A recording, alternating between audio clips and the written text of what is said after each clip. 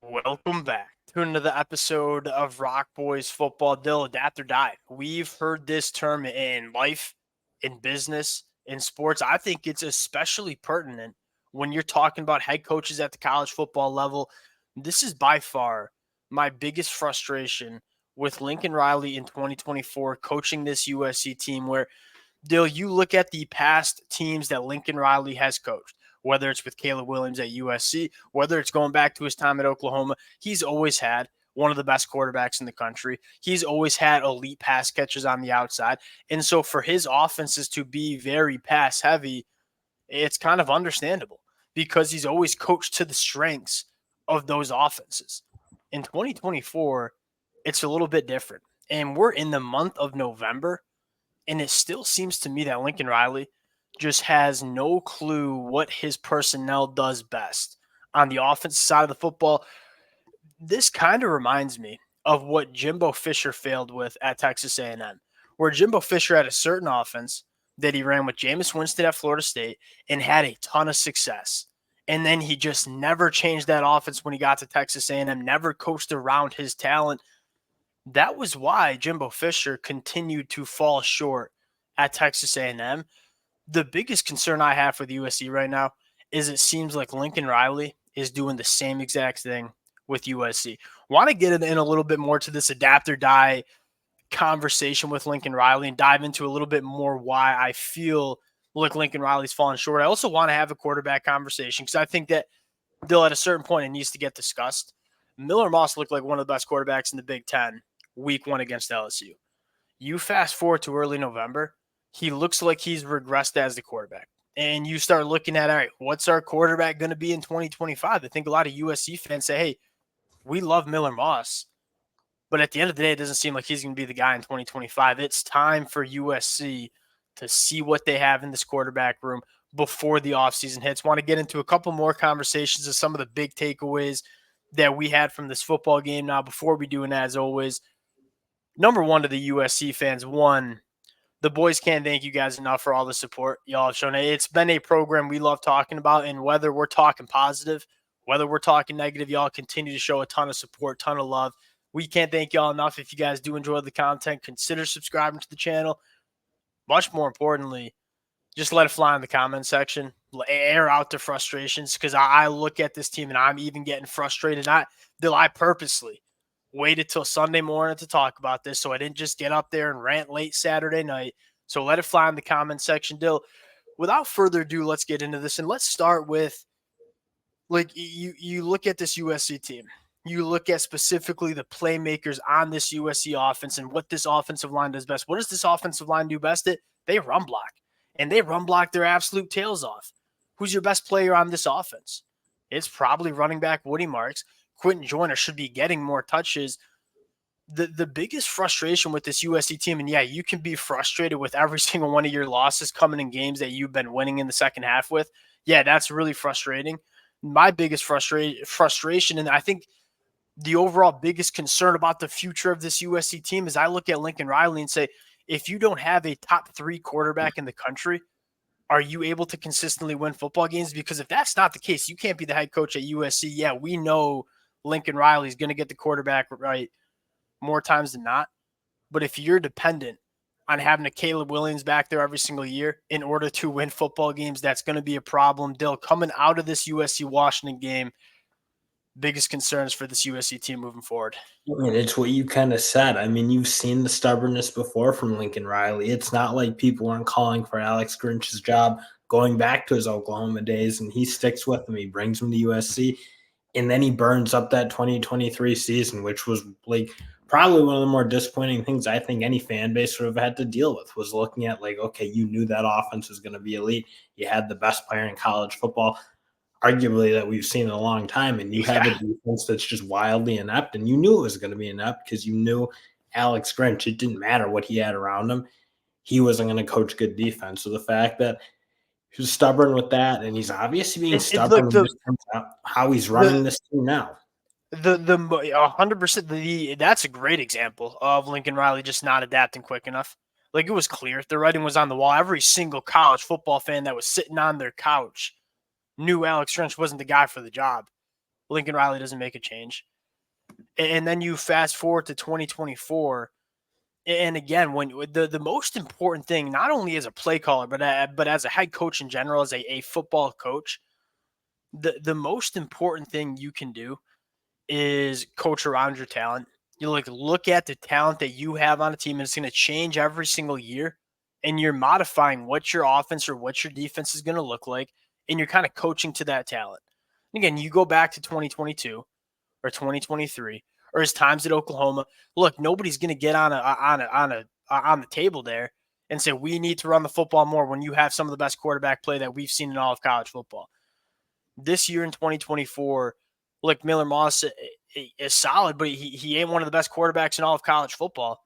It is very clear that this USC team is very good at running the football, and Lincoln Riley's just failing to kind of adapt his offense to fit the personnel. And if you can't do But that on a year, it's not even just about the offense. Like, yeah, they're not optimizing what they're doing on that side of the ball, but like, would you not look at your defense and look at how banged up they are and how thin you are coming into this year anyway, and like say like maybe if you have the opportunity to control games a little bit more, have more time of possession, limit the snaps yeah, they have to play, like they'll just play better. It's like the whole thing in his inability to just play complementary football from more of a broad sense. And again, I don't think I'm thrilled with how they look on offense. It certainly feels like they've had games they should have won if they just put the ball on the ground and hammered it a little bit.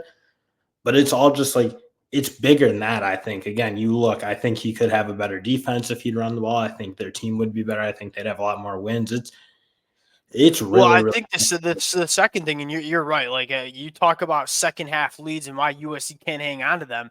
Look, they ran the football well in the second half against Washington. My biggest frustration is that Lincoln Riley came out of the half against Washington, told the sideline reporter, "We got to try to run the football." Dude, you haven't tried to run the football. You ran the football 9 times in the first half. Like you're not even trying to do what you. It sounds like it's just coach speak, and that's a problem if you're looking at USC going forward. And I think that adaptation conversation can come in a different like too in terms of conference adaptation. Like, great, when you're in the Big 12 and you're in the Pac 12, games are going to look a little bit different. They're going to be a little bit more shootouty. And that's obviously where Lincoln Riley was very comfortable as a head coach. Look, this is the Big 10. This ain't the Big 12. This ain't the Pac 12. Games are going to look different. Other Big 10 teams are going to make the games look different. You need to be comfortable winning some of those grittier games where the amount of snaps that are played in the game, the amount of drives that are played in the game, they're going to be a little bit lower. And again, it seems like Lincoln Riley just can't really make those changes to fit this team into the Big Ten. I feel like he still feels like he's coaching back in the old Big 12 where it was basically glorified 7-on-7. There's not going to be a lot of Big Ten teams that are going to allow you to play like that. Look what Michigan did to them. Just kind of grinded that game into the mud, made it a little bit more of an ugly game. And Lincoln Riley was clearly just not comfortable playing that kind of game against Michigan. They probably lost that game because of it. Now, I think the second conversation we got to have, Dill, is the quarterback spot.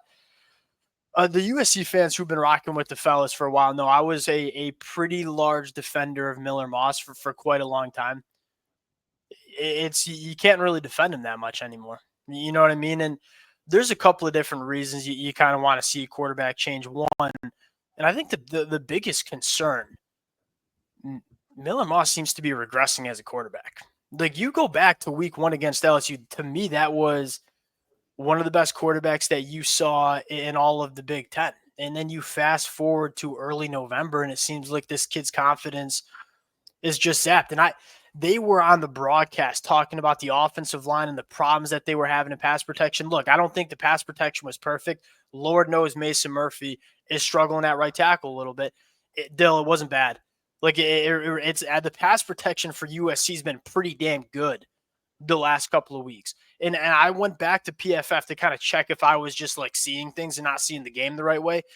PFF graded as only 6 quarterback hurries were given up on over 50 dropbacks. That's a damn good number. So you look at Miller Moss and say, all right, we're defending Miller Moss. We were saying, hey, he's playing pretty good. He's just not being kept clean. The offensive line's not really helping him out. That excuse is kind of not there anymore. To have 3 interceptions, he's been struggling with turnovers. Still, it seems like the writing's on the wall. I feel like there needs to be a change at the quarterback spot, not only because Miller Moss isn't winning football games. And at the end of the day, when you're evaluating quarterbacks, like winning football games matters. You can look great, but if you're not coming up in big moments, it don't really matter. I think secondly, if you're a USC fan, like your eyes are set on what is 2025 going to look like. And if you're USC, you got to figure out if you have a quarterback that you're going to be starting on the roster. And I think you got to give Jaden a chance to show if he can be the guy in 2025. And honestly, the big thing is I just don't think Miller Moss is totally cut out to win games the way they're trying to do it. I think he's much more of a complement in a larger scheme. And again, like their inability to just be steady and running the ball and doing other things, that's really not where Miller Moss is going to thrive. I think when you get up into that 50 kind of pass Yeah, attempts in a game, agreed. especially the way he's turning the ball over, he's not Caleb Williams. I don't think you want the whole game on his shoulder week in and week out, because again, you're going to start seeing that breakdown, and those turnovers have been really, really bad. Like they lose that Penn State game because of some bad turnovers. Not Penn State making great plays, just Miller Moss not making good plays himself. So again, you look the way this team can win games. I think the tough part Well, for you me is Miller Moss can be really good in this offense. They're just not doing it the way they should. And the way, like, why don't they run the ball, let him work off of play action and get his pass attempts down to probably somewhere in that 30-35 range instead of being up in the 50s? Because frankly, I think this team's really successful if they play that way. if you want to run the football more, it almost seems like because we know Jaden's a hell like Miller Moss is not comfortable keeping the football at all. We've seen that time and time again. Jaden is going back to his time at UNLV. He's going to add a different dimension to this USC rushing attack.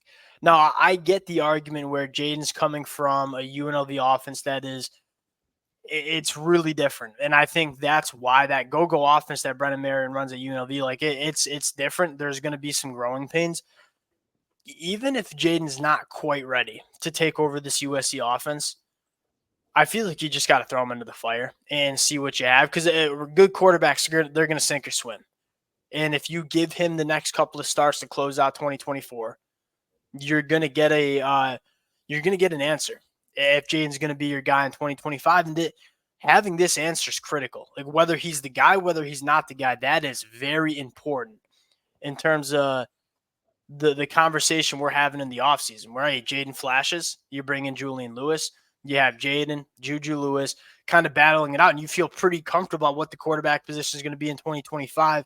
If Jaden's not the guy, you probably have to get pretty damn aggressive in the transfer portal, bring in a proven starter in, because you don't want to just be going into 2025 with a true freshman quarterback in Juju Lewis. So I think you need that answer as well, and then you can kind of shape how you want to attack the offseason and attack the transfer portal moving forward. Those are kind of my takes. And again, I think a bright spot like Elijah Page figuring it out at left tackle. And that's big for USC. Like at a certain point, we were really concerned about Elijah Page and the development we were seeing from him. He's been really damn good the last couple of games. I think that's a positive for USC. And I mean, honestly, look at the development across the board. I do think you like where certain things are going. I mean, especially on the offensive line, like Page is playing well. Pregnon's played really well. Obviously, my name's good. And then you look across the defense. I mean, they're really been kind of gutted. And you see your young guys playing good football. Sam Green playing good football. You got some of the young linebackers playing good football. So, again, there are certainly parts. I don't think it's all doom and gloom, but there is that level that, again, we've seen Lincoln Riley get into his like camp of how he's going to do things, and he just doesn't really switch that up. But you look, I think the program as a whole, like, they are kind of getting the players, they're getting the development right, they got the defensive coordinator right. I just think, again, like that's probably the big concerning thing is like there's a lot of good things happening around, and then Lincoln Riley, there are some real failures. That's by far my biggest concern right now is that Lincoln Riley doesn't seem like he's comfortable running a program outside of having a really good quarterback. And that, like, again, we trust Lincoln Riley to normally get it right at the quarterback spot, but you're telling me you can't win 10-plus games without a Caleb Williams? That's a problem for being a head coach.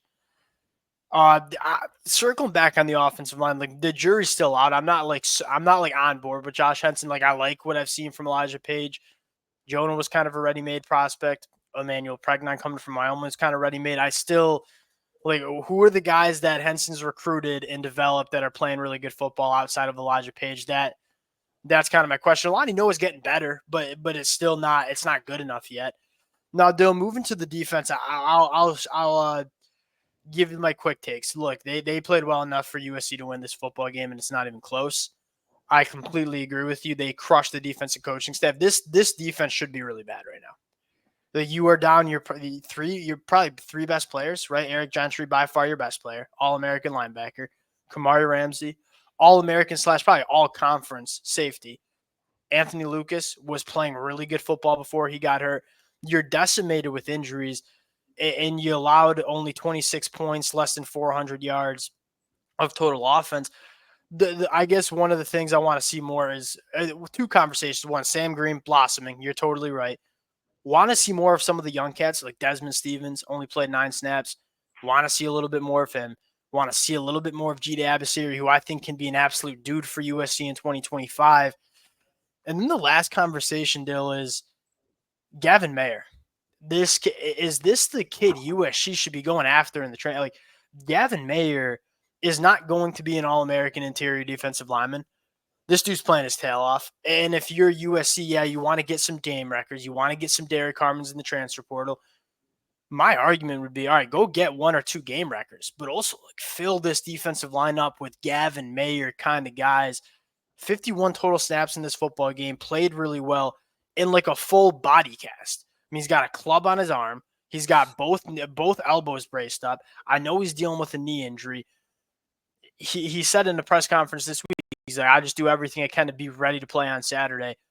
If I'm USC, like, I'm looking at Gavin Mayer and saying there's going to be a lot of those kind of guys in the transfer portal that ideally you probably only want playing like 20 to 25 snaps a game. Fill a roster with some of those guys. They're going to be cheap. They're not going to be asking for 6 figures like some of these other, or 7 figures like some of these other interior defensive linemen are. Man, I want to fill my roster up with guys like Gavin Mayer. We'll close it out there. Again, it's so frustrating, and Lincoln Riley's got some serious question marks that have popped up for me. Again, USC fans, let it fly in the comment section. We normally try to find the positives. It's really dang hard after that Washington game. So let it fly in the comment section. Appreciate you guys rocking with it. If y'all do enjoy the content, consider subscribing to the channel. Appreciate you guys. We'll talk to y'all later.